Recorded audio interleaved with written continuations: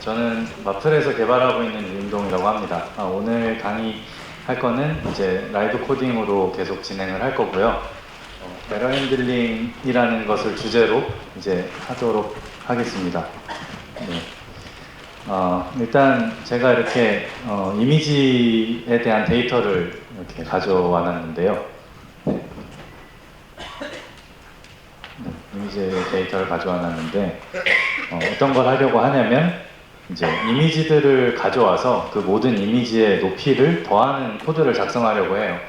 네, 그 코드를 작성하면서 이제 이야기를 계속 진행을 해 나가 보도록 하겠습니다. 우선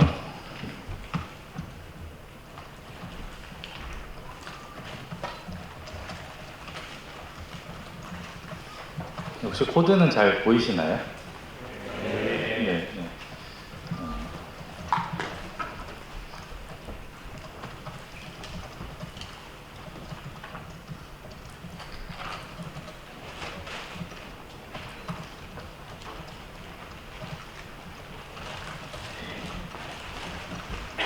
네, 이런 식으로 이제 URL을 볼 수 있겠죠. 네. 그리고 이미지로 한번 바꿔보도록 하겠습니다. 일단 뭐 이미지를 만든다고 하면 new 이미지 이런 식으로 하겠고요. 뭐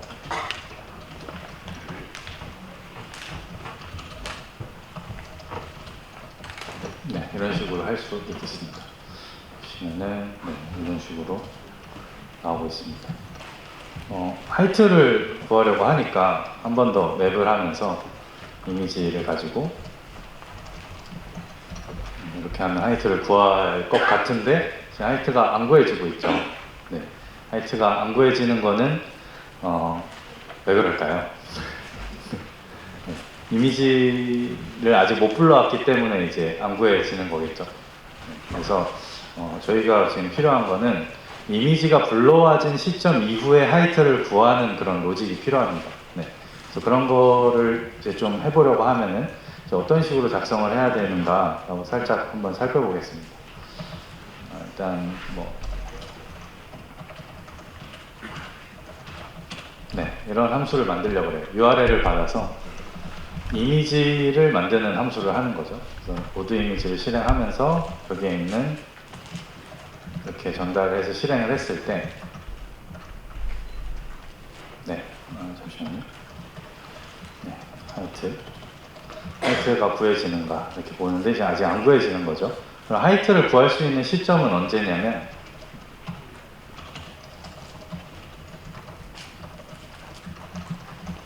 네, 이렇게 이때 구할 수가 있어요. 그래서 이때 하이트를 하면 이제 구해지는 거죠. 그래서 이 시점을 이 온로드가 일어나는 시점을 외부한테 전달해 줄 수 있어야 이제 하이트를 구할 시점을 잡을 수가 있거든요. 그거에 대해서는 이제 다들 잘 알고 계시겠지만 프로미스를 이용하면은 이제 해결할 수가 있습니다. 그래서 프로미스를 즉시 리턴하는 식으로 해주고 이 리졸브를 이제 이렇게 해서 처리를 해주는 거죠. 이런 식으로 하면은 네, 로드가 된 시점에 이제 이미지가 오겠고요. 네, 이렇게 하면 하이트를 구할 수 있겠죠. 네, 이런 식으로 이제 비동기적인 부분을 다룰 수가 있습니다. 그럼 다시 이제 로드 이미지라는 걸 만들었으니까 이걸 이용해서 이제 한번 계속해서 코딩을 이어가 보려고 합니다. 그리고 이 코딩은 비동기적인 부분과 에러 핸들링이라는 관점으로 이 코드를 계속 봐주시면 될 것 같아요. 그래서 이제 이 부분에서 방금 만들어 놓은 이제 로드 이미지의 URL을 넘기면 이제 불러진 거에 대한 거를 이제 전달을 할 수 있는지 이제 한번 보겠습니다. 이제 해봤는데 언디파인드가 찍히고 있어요. 언디파인드가 왜 찍히는가 라고 보면은 왜 그러지? 하고 이렇게 이제 한번 보는 거죠. 이렇게 봤더니 프로미스가 온 거예요. 이 로드 이미지라는 함수가 프로미스를 리턴했었지 라는 생각이 드는 거죠. 그래서 그러면 이렇게 하면 되겠다 이런 생각이 듭니다. 그러니까 다시 이미지에 하이트를 하고요. 네, 이렇게 하면 이제 되겠죠? 될까요? 안 될까요? 네, 안 됩니다. 네. 그러면 어떻게 해야 되는 거지? 큰일이네. 뭐 이러면서 이제 저는 이제 실전처럼 코딩을 하고 있는 겁니다. 이러면 어떻게 해야지 이게 나올 것인가 이제 고민을 합니다. 이상한데 어웨이트를 하면은 분명히 풀리는 걸로 봤는데 이런 생각이 드는 거죠.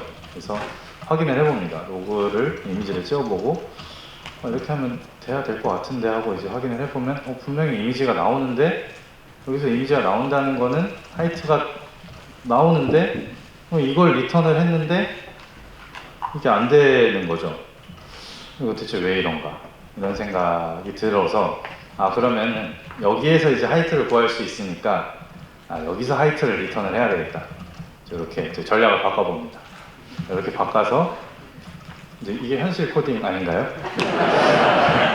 이렇게 해가지고 하이트를 이제 한번 이제 성공이다 이렇게 해봤는데 또 프로미스가 나옵니다. 이거 대체 뭐지? 이런 생각이 이제 들기 시작하는 거예요. 그래서 그럼 어떻게 해야 되는가? 일단 요거는 처치하고 그래. 자, 요로 넘기면 혹시 되지 않을까? 라고 보고 역시 안 됩니다. 그래서 얘가 프로미스니까 그러면은 얘를 다시 AC가 함수로 만들고 이거 왜 이래? 정신 차려. 네. 이렇게 하면 이제 뭔가 됐습니다. 이제 뭔가 이제 구해지는 거죠. 그래서 이제 이렇게 하나하나 값을 볼 수 있게 됐으니까 reduce 함수를 통해서 합산을 해야겠다 이렇게 이제 생각이 됩니다. 그래서 이렇게 해서 이제 0부터 시작을 해가지고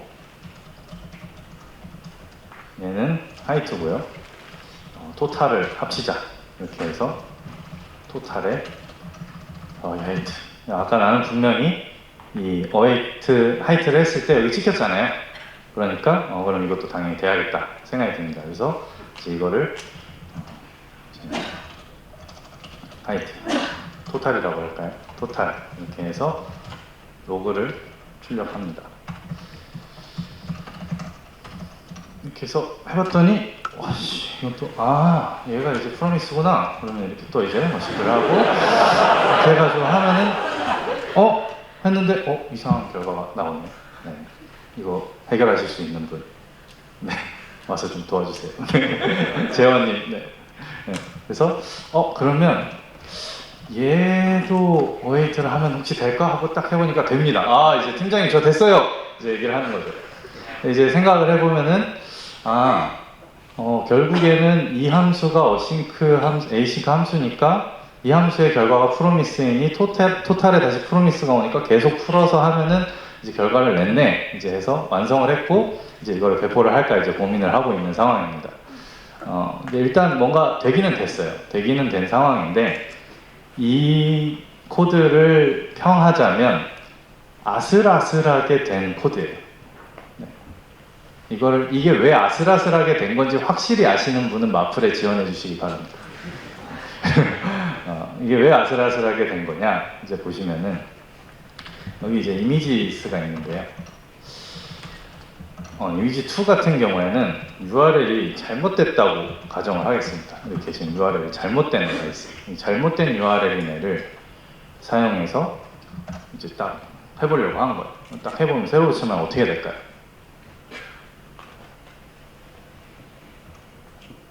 했더니 뭔가 제 403도 난 건데 뭐 에러도 안 나고 뭐 찍히지도 않고 지금 뭐 굉장히 이런 상황이죠. 그럼 이제 에러 핸들링을 해야 되는구나 이런 생각을 하게 됩니다. 이제 여기서부터 제 강의 이제 시작입니다. 그래서 자 그럼 저와 함께 에러 핸들링을 해봅시다. 이제 어떻게 하시겠습니까? 여러분은 어디서부터 시작을 하시겠습니까? 스택 오버플로에 검색한다. 결국엔 한번 검색을 해야 될 만한 상황이 나옵니다. 역시 재현님 역시 다르네요. 이제 아무래도 뭔가 그러니까 생각할 때는 이 로드 이미지를 한 곳에서 에러가 나는 거잖아요, 지금. 그러니까 여기서 트라이 캐치를 일단 해봐야 될 것 같다는 생각이 드는 거죠.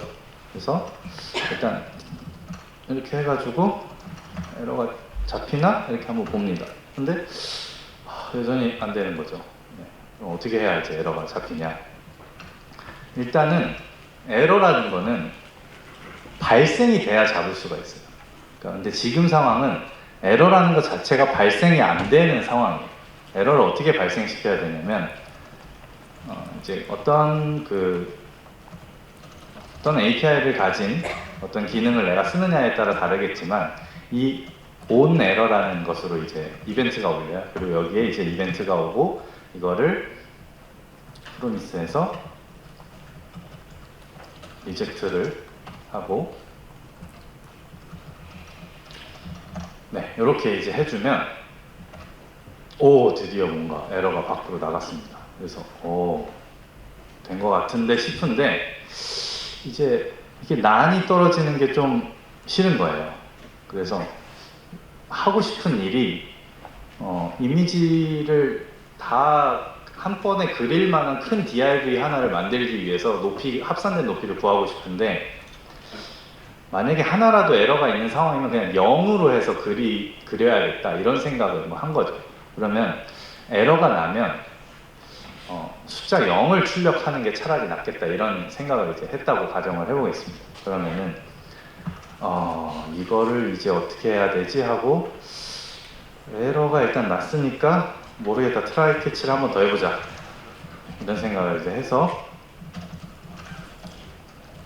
이렇게 해가지고 일로 에러가 또 오나 보고 아니, 여기다 이제 0을 찍어보자 이렇게 이제 해봅니다. 세로 고침을 해봤더니 안 나와요. 그러면은 어떻게 되는 거지? 여기서 던져야 되지 이런 생각을 해서 이렇게 던지는 거죠. 던져서 보니까 됐습니다. 그래서 드디어 이제 에러 핸들링을 다 했습니다.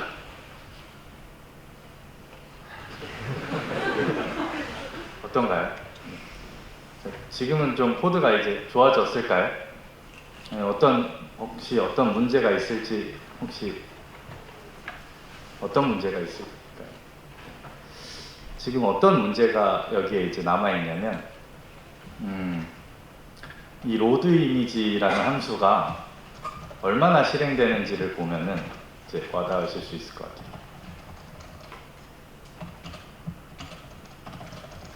이걸 이제 실행해 보면 이미지 로드를 4번 시도를 하는 거죠.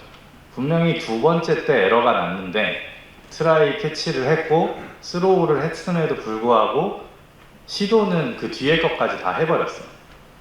이게 지금 멘붕인 거죠. 개발자는 분명히 에러 핸들링은 했지만 이거는 에러 핸들링은 했지만 버그가 있는 코드예요. 더 심각한 코드인 거죠. 그러니까 아까 작성한 것보다 더 심각해졌어요. 왜 버그가 있는 코드냐? 이제 일단은 이 형태의 요청은 이제 get이잖아요. 뭔가 가져오는 일이잖아요. 그러니까 어떤 외부 세상에 특별한 변화를 일으키진 않아요. 그러니까 파괴를 시키진 않는데 그렇지만 부하는 불필요하게 일어날 수 있죠.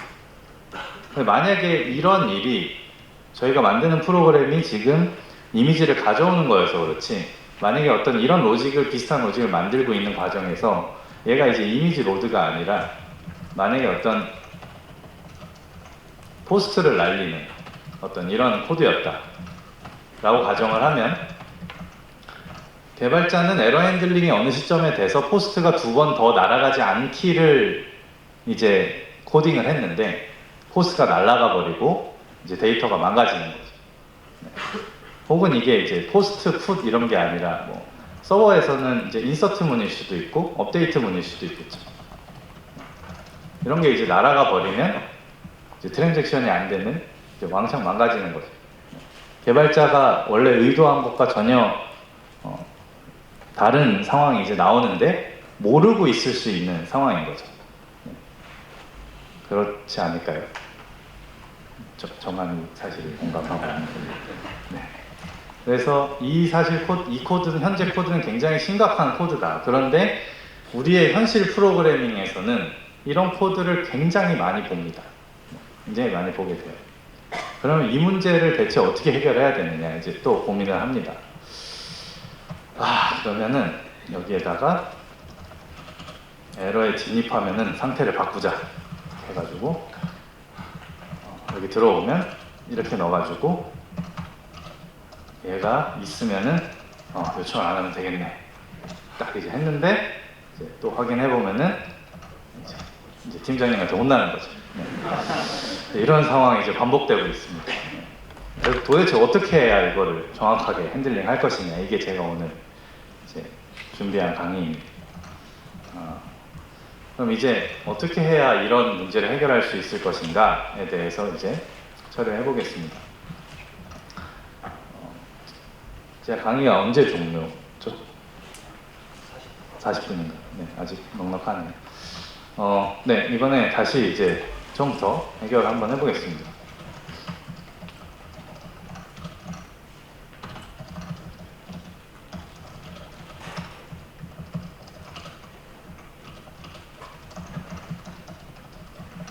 네, 이런 함수를 작성해서 이제 확인을 해보면 데이터를 이렇게 보는 거죠. 이 상태에서 사용해야 되는 게 URL이니까 이렇게 URL을 접근합니다. 딱 이 일을 하는 것이 맵이라는 함수예요. 맵이라는 함수로 추상화를 할 수 있는데 이제 보시면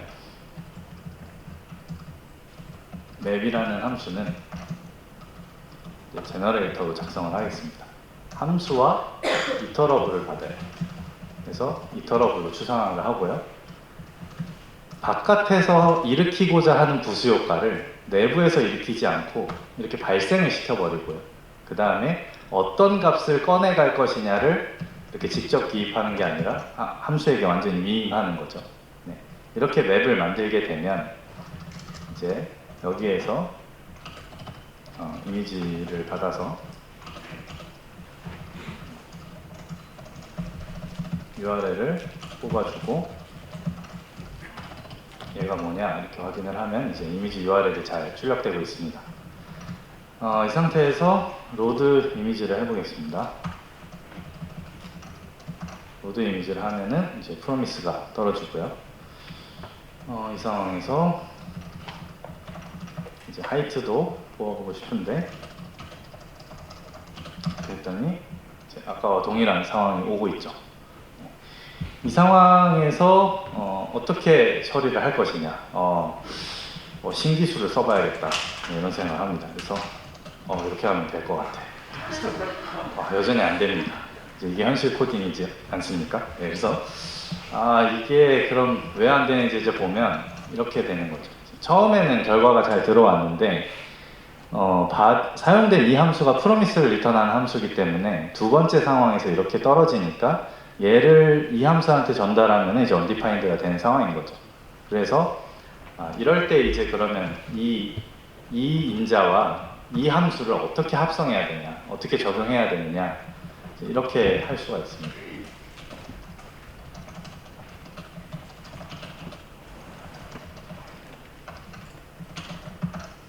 들어온 인자가 프로미스면은 A의 then에다가 함수로 합성을 하고요.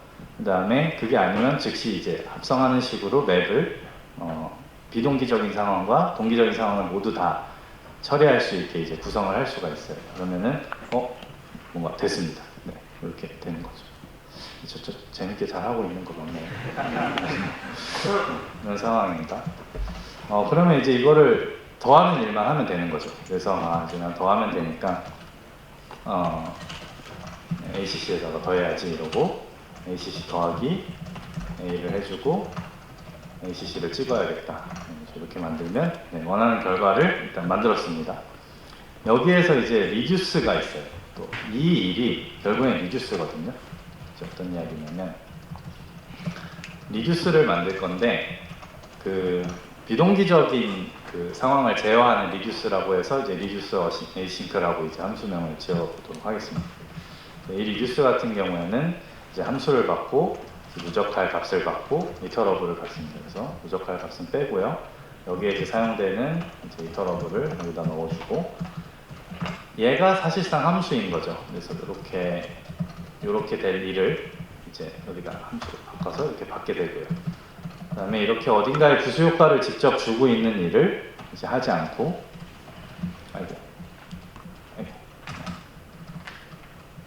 순수 함수로 바꿔서 이제 부수 효과는 외부에서 관리하게끔 이제 변경을 합니다. 이렇게 작성을 하면 이제 리듀스 함수를 사용해서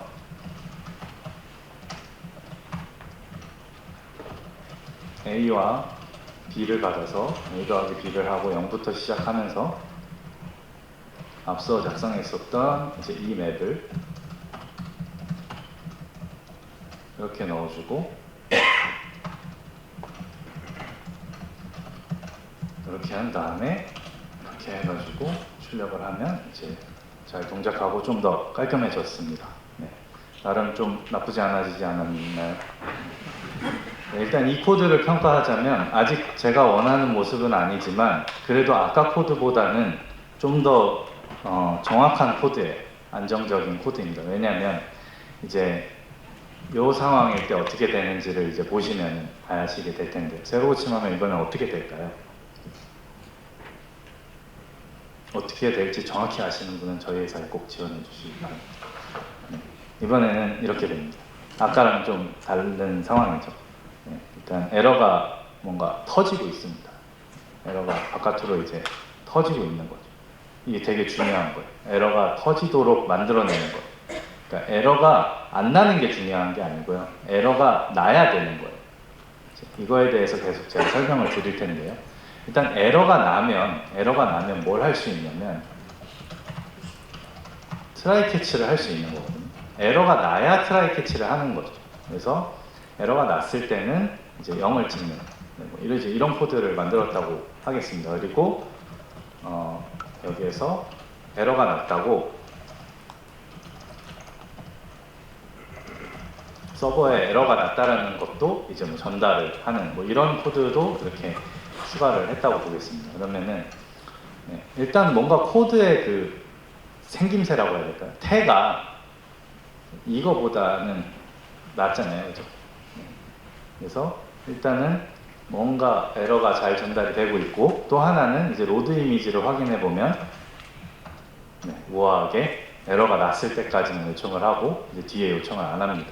이렇게 되면 아까 인서트나 포스트나 뭐 이런 것처럼 외부 세상에 영향을 주는 일들을 개발자가 정확히 제어하게 되는 것이죠.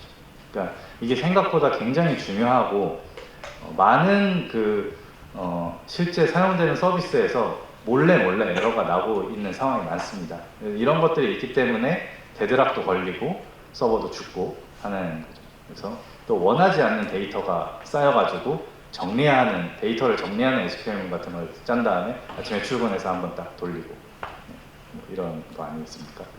제 개그가 안 통하네요. 네.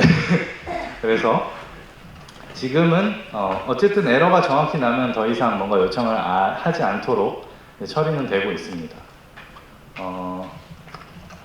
그런데 사실 이 코드는 그렇게 좋은 코드는 또 아니에요. 어떤 부분이냐면 어떤 함수를 작성할 때 그 함수 안에서 부수 효과를 일으키는 건 그렇게 좋은 코드는 아닙니다. 그러니까 이 부분을 차라리 이런 식으로 바꾸는 게 훨씬 난데요. 이렇게 이제 값을 리턴하는 식으로 하고요. 그다음에 여기서도 이렇게 리턴하는 식으로 좀 바꿉니다. 이렇게 바꾸면 여기서 로그를 찍는 거죠. 이렇게 하면 이제 에러가 나서 안 되고 있고요. 그다음에 정상적인 이미지를 전달하면 이제 이렇게 이제 되고 있겠죠. 이제 약간 더 좋아졌습니다. 약간 더 코드가 좋아진 코드예요. 그럼 이것보다 더 좋은 코드는 무엇이냐? 에러 핸들링을 아예 하지 않는 코드입니다. 어떤 이야기냐면 오늘 에러 핸들링을 얘기하러 와가지고 에러 핸들링을 하지 않는 게 좋은 코드라는 게 좀 황당하실 수도 있는데요. 제가 설명을 드리겠습니다. 일단 에러 핸들링을 하지 않아 보도록 하겠습니다. 그렇다는 얘기는 일단 여기까지만 작성을 한다는 이야기겠죠. 그리고 얘는 이제 현재 잘 동작을 하고 있고요. 또 에러가 날 상황이면 이렇게 지금 터지고 있는 상황이죠. 에러 핸들링이 안 된 상태입니다. 그런데 이제 여기에 전달하는 이 값도 외부의 값을 직접 창조하는 게 아니라 인자로 제한하는 게 중요한 이제 변화입니다. 이것도 굉장히 중요한 좋은 코드로 가는 길에서 중요한 변화인데 이렇게 이제 처리를 하게 되면 한 번은 정확하게 동작하고 한 번은 에러가 나는 거죠. 이거 잠깐 지우고 오겠습니다. 이 코드에 대해서 좀 더 다시 생각을 해보고 설명을 드려보면 일단 이 코드는 좀 더 간결해질 수 있는데 이게 필요가 없어지게 되거든요. 이게 필요가 없어지게 되고 또 즉시 리턴하기 때문에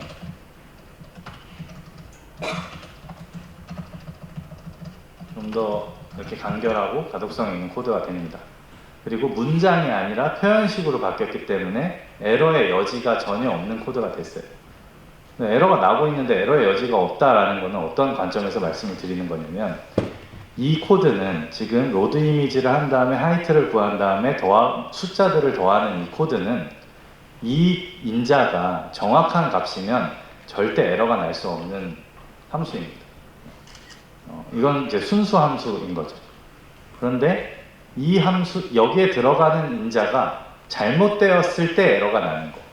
근데 이 여기에 들어오는 인자가 잘못되었을 때를 대비해서 이제 여기서 에러 핸들링을 하거나 이렇게 여기서 에러 핸들링을 하거나 아니면 타입이 뭔지 검사를 해서 체크를 하거나 여기서 막 어떻게든 에러 핸들링을 하려고 하는 코드가 많은데요. 사실 그건 좋은 코드가 저는 아니라고 생각을 해요. 그러니까 사실은 그냥 딱 이렇게만 작성하는 게 좋은 코드입니다. 왜냐하면 어떤 개발자는 절대 이 이미지가 잘못되지 않는 이미지만 제공할 수 있는 환경인 어떤 서비스도 있을 거고요. 어떤 개발자한테는 어쩔 때는 이런 전달될 수도 있는 서비스도 있을 거예요. 근데 그런 거를 이 안에서 미리 에러 핸들링을 하는 거는 절대 좋은 코드가 아니에요. 이 인자를 전달하는 개발자가 에러 핸들링을 해야 됩니다. 그럼 이 인자를 전달하는 개발자가 에러 핸들링을 하려면 여기서 에러 핸들링을 하면 안 되고 에러를 터뜨릴 수 있도록만 잘 만들어 놓는 게 중요한 거죠.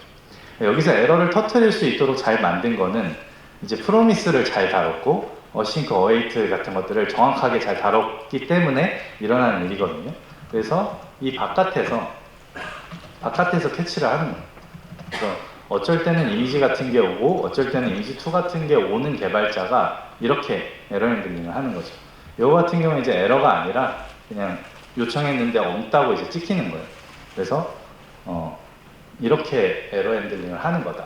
그래서 이 앞에서 어떤 가드를 하는 거는 이제 불필요하고 이런 식으로 에러 핸들링을 하는 거는 이 코드를 이렇게만 쓰이도록 제약하는 거예요.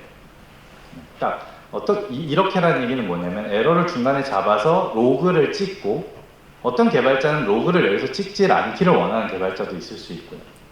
어떤 개발자는 이걸 실행했을 때 정말 그냥 이렇게 에러가 터지는 걸 원하는 개발자도 있어요.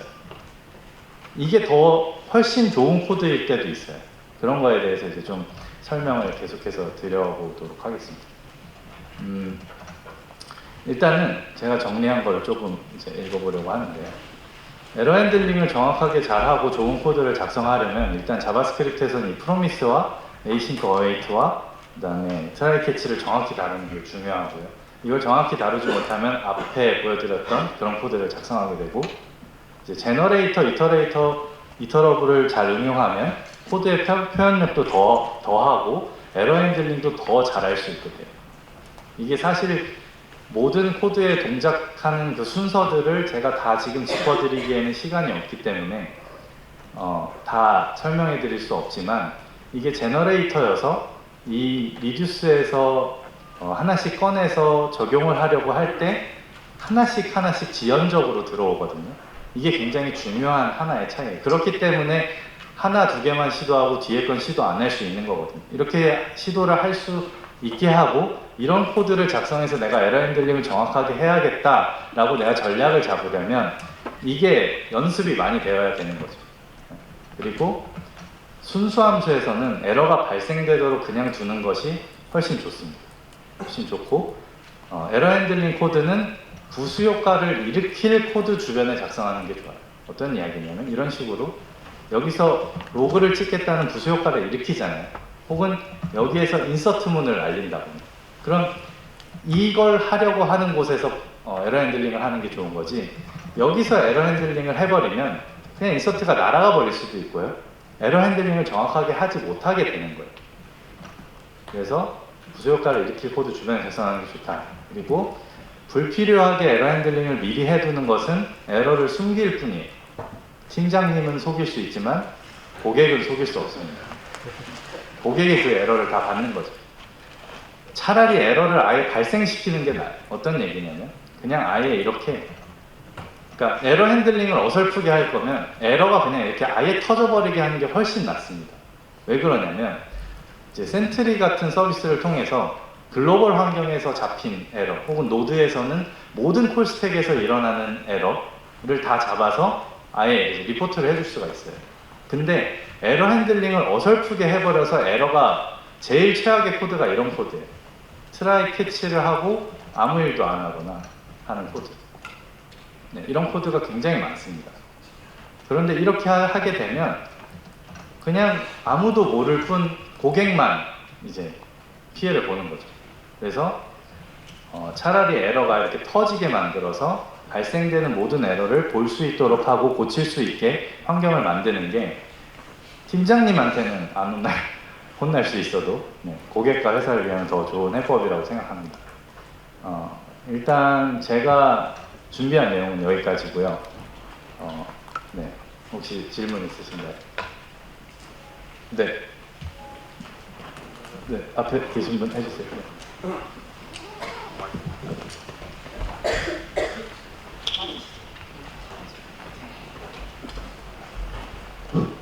네, 강의 잘 들었습니다. 네, 감사합니다. 근데 그냥 궁금한 게, 네. 저렇게 짠다고 하더라도 네. 우리가 사람이게 분명 버그는 발생을 할 거란 네, 말이에요. 네. 근데 지금 같은 경우에도 저기 로그 나와 있는 것들 보면은 네. 어느 부분에서 네. 로그가 에러가 터졌는지 네. 그런 거 트래킹하기는 좀 어렵지 않을까라는 생각이 드는데 네. 그런 부분은 어떻게 해결하시는지 궁금합니다. 그렇지 않아요. 그러니까 지금 이 난 에러는 그 온 에러로 난 이벤트여서 그런 거고, 실제로 터지는 에러 같은 경우에는 에러 스택에 다 쌓여요. 그리고 Node.js 최근 버전 같은 경우에는 이제 비동기 에러도 다 쌓이거든요. 근데 일단 기본적으로 비동기 에러는 원래 콜스택에서 빠져나가고 있었어요. 그러니까 어떤 방법으로도 어디에서 에러 났는지는 원래 알 방법이 없었어요. 그러니까 실제로 그냥 동기적인 부분에서 뭐 이런 예를 들어서 이게 널인데 뭐 타이틀을 구하려고 했다 라든지 이런 거는 스택에 쌓이죠. 근데 그런 게 아닌 거는 원래 안 쌓이고 딱 특정 비동기적인 상황들 다 빼놓고 딱 에러 난데 거기서만 나오거든요. 근데 그렇게 해서 핸들링 하는 게 일단 맞고요. 그 다음에는 사실 제가 오늘은 에러를 뿜고 이제 캐치하고 이런 거에 대해서만 집중해서 설명을 드렸는데, 사실 함수형 프로그래밍에는 에러를 나지 않게 하는 다양성을 잘 다루고 함수를 합성할 때 이제 이터러블이나 아니면 펑터 이렇게 에러를 안 나게 감싸놓고 관리하는 그런 해법들이 있어요. 네, 그런 거에 대해서 오늘 시간이 없어서 다 많이 다루지 못했지만 오늘은 이제 에러가 터지는 상황에 대한 거에서 좀 집중해서 설명을 드린 거고, 에러가 안 나는 코드를 작성하는 해법은 또 좀 따로 있는 것 같습니다. 네, 그런 면에서 이제 함수형 프로그래밍을 하면은 원래 핸들링하기 힘들었던 비동기적인 상황들을 더 쉽게 핸들링할 수 있게 되고, 그걸 통해서 에러를 줄이는 게 이제 전략이라고 보시면 될 것 같아요. 네. 네.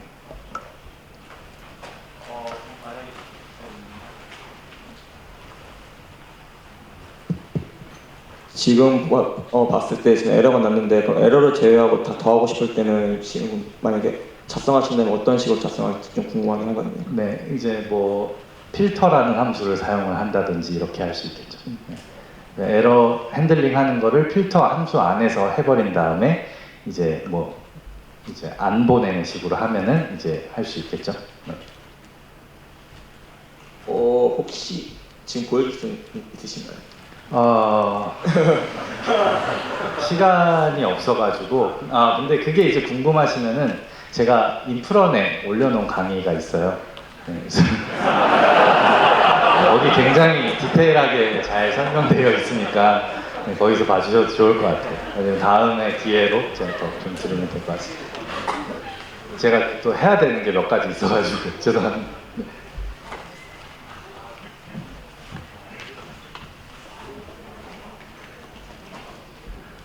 네, 안녕하세요. 저는 ST디지털스 유일판이고요. 네, 안녕하세요. 네, 저기 봤을 때 네. 에러가 났을 때 전에 코드에서는 그냥 다 순차적으로 맵에서 다 돌려서 실행이 됐는데 네네. 지금 에러가 발생하는 순간 이제 그 부분이 지금 에러를 발생시키고 멈춰버리는 게 네.